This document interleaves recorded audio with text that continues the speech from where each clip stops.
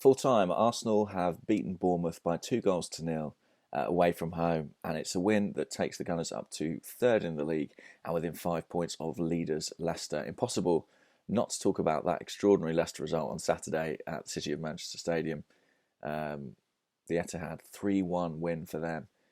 A result that really changes the complexion of the title picture. I think many people have been waiting and waiting, myself included, for Leicester to fall away, that they would go to arguably their closest rivals and win so emphatically.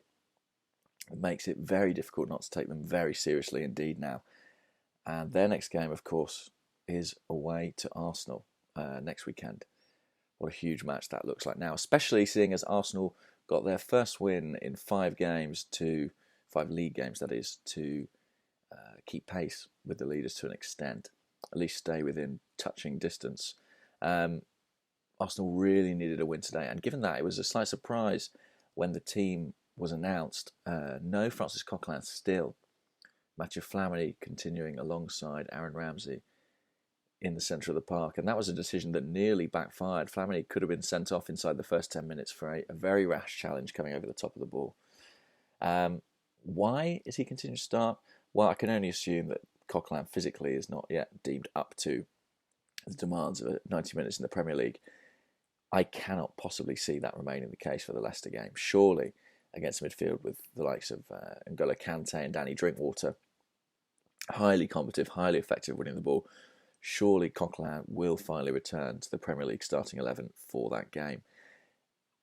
Almost as intriguing, the situation at centre-back. Gabriel Paulista continuing in the starting 11 in place of Per Mertesacker, who lost his spot after being sent off against Chelsea. Now, I thought Paulista had a very tricky game last time out against Southampton, caught out of position several times, his distribution wasn't great, so I was really surprised to see him given another chance, but it's clear that Arsene Wenger feels that he's the man in form, that he wants to try and pursue this Koscielny and Gabriel partnership, and I do wonder how much that might have to do with the forthcoming game against Barcelona, who have that rapid front line of Neymar, Suarez and Messi.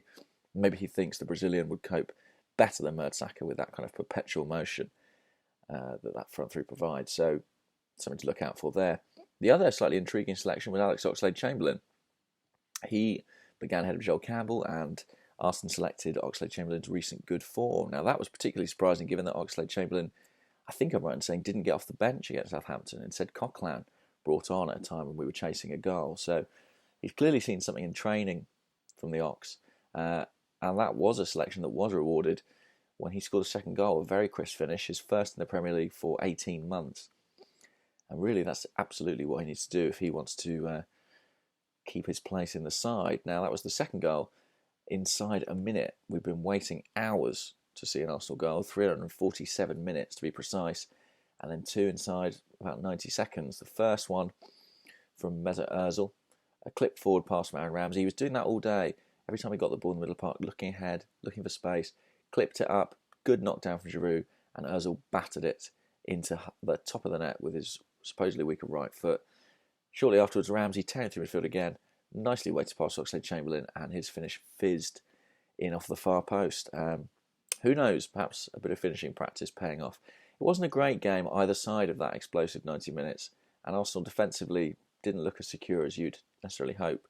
But they got the 3 points, and after our recent run, that was absolutely what was required. All eyes now on that Leicester game next week. A win, of course, would shorten the gap at the top of the table to just 2 points. And that would be a dramatic turnaround, given that before this game kicked off, we were 8 behind. So, heading in the right direction. Should be a fascinating one in 7 days' time.